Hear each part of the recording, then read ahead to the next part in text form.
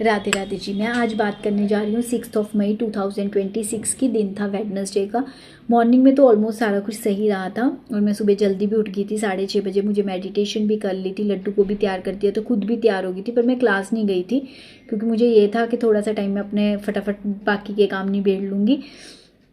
तो देन उसके बाद मैं मंदिर वगैरह भी गई थी, सूरज के घर भी गई थी, सूरज के पास भी मैं काफ़ी टाइम रुकी थी।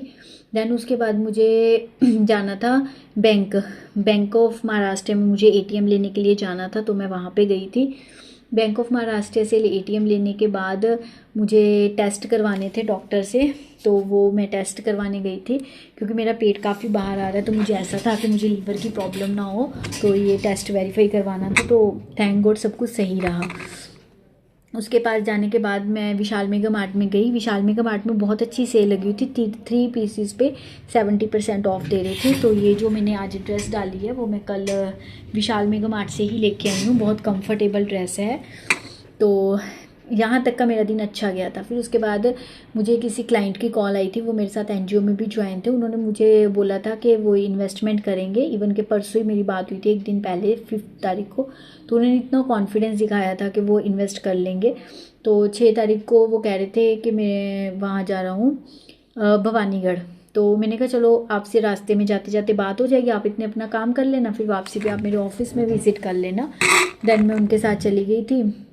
तो 5 साढ़े 5 तक का वहाँ पे सफ़र गया मेरा।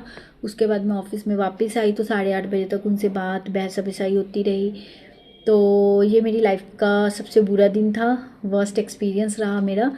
तो ये मुझे बहुत कुछ सिखा के गया है। कभी किसी पे फेथ नहीं करना चाहिए हमें। लोग बहुत ज़्यादा दोगले होते हैं, लोग कहते कुछ हैं, उनकी करने में बहुत फ़र्क होता है। ये मैं हमेशा से बोलती हूँ, बट देखे भी हैं मैंने बहुत सारे लोग, बट फिर भी पता नहीं क्यों दिमाग कहाँ का कहाँ चला जाता है। अगला कोई अपनी ऐसी स्टोरी सुना देता है कि बंदा उस पर फेथ कर लेता है ना। तो मतलब मेरा वर्स्ट दिन रहा और मैं सारा दिन कोई ऑफिस का काम नहीं कर पाई हूँ और जो मैंने सोचा था वो भी नहीं हुआ।